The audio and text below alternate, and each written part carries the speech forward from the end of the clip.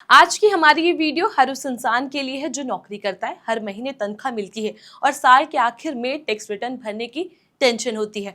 जी हाँ, हम बात कर रहे हैं इनकम टैक्स रिटर्न यानी आईटीआर की और इससे जुड़ी एक बेहद जरूरी चीज फॉर्म 16 की। अगर आप सैलरीड क्लास से हैं तो आपके लिए ये वीडियो बेहद जरूरी है, क्योंकि इस बार फॉर्म 16 में बड़ा बदलाव हुआ है और गलती से भी इसे नजरअंदाज कर दिया तो टैक्स फाइलिंग में मुश्किलें बढ़ सकती हैं। इसलिए हम आपके लिए लेकर आए हैं ये वीडियो, ताकि आप ना सिर्फ समझें बल्कि स्मार्टली टैक्स प्लान कर सकें। हर साल की तरह इस साल भी टैक्स फाइलिंग का मौसम आ चुका है। 31 जुलाई से पहले सभी सैलरीड लोग अपनी इनकम टैक्स रिटर्न यानी आईटीआर फाइल करेंगे, लेकिन इस बार थोड़ी कहानी अलग है। वजह है बजट 2024 में लिया गया बदलाव और उसके बाद आया नया फॉर्म 16।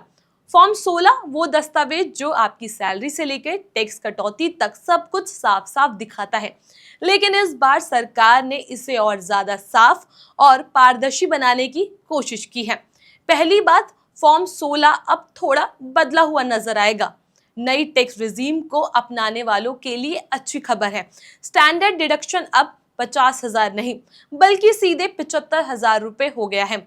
यानी आपकी टैक्सेबल इनकम कम हो गई है और टैक्स में राहत भी बढ़ गई है। लेकिन ये फायदा सिर्फ उन लोगों को मिलेगा जिन्होंने नई टैक्स व्यवस्था चुनी है। ये बदलाव फाइनेंशियल ईयर 2024-25 के लिए है और ये 15 जून 2025 तक कंपनी को अपने कर्मचारियों को नए फॉर्म 16 देना होगा। यहीं से शुरू होती है नई कहानी। अब सैलरी ही नहीं, आपकी अन्य इनकम भी फॉर्म 16 में जुड़ने जा रही है। कैसे? इसके लिए आया है एक नया फॉर्म 12BAA। ये फॉर्म सरकार ने अक्टूबर 2024 में लॉन्च किया था।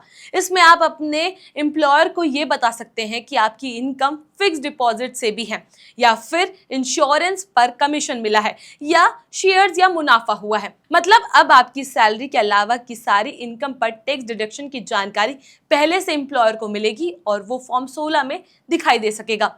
इसका फायदा ये होगा कि अगर आपने पहले ही उन इनकम पर टैक्स दिया था तो दोबारा टीडीएस नहीं कटेगा, यानी आपका पैसा फंसेगा नहीं और टैक्स रिटर्न में रिफंड की नौबत भी कम आएगी। अब बात करते हैं एनपीएस यानी नेशनल पेंशन स्कीम की। इस बार बजट में इसे लेकर भी बड़ा ऐलान हुआ। नई टैक्स रिजीम में अगर आपने चुना है तो एम्प्लॉयर की तरफ से बेसिक सैलरी का 14% तक एनपीएस में दिया गया अमाउंट भी टैक्स से छूट के दायरे में आएगा। पहले ये छूट सिर्फ 10% थी। इसका मतलब है टैक्स में और ज्यादा राहत। लेकिन एक चेतावनी भी है। अगर आपने शुरुआत में नई टैक्स रिजीम चुनी और फिर आईटीआर फाइल करते वक्त पुरानी टैक्स रिजीम चुन ली तो फिर स्टैंडर्ड डिडक्शन भी सिर्फ 50,000 तक ही सीमित रह जाएगा और एनपीएस में सिर्फ 10% तक ही छूट मिलेगी। यानी टैक्स प्लानिंग में गड़बड़ी हुई तो फायदा नहीं मिलेगा। अब आते हैं सीनियर सिटीजन की बात पर। बहुत से पेंशनर्स अभी टैक्स रिटर्न भरते हैं, उनके लिए भी ये जानकारी जरूरी है कि अब पेंशन से होने वाली इनकम और उस पर कटने वाला टैक्स भी फॉर्म 16 के जरिए ट्रैक किया जा सकेगा। अगर वे अपने बैंक को फॉर्म 12BAA भर कर दें, इससे उन्हें टैक्स रिफंड की झंझट से राहत मिल सकती है।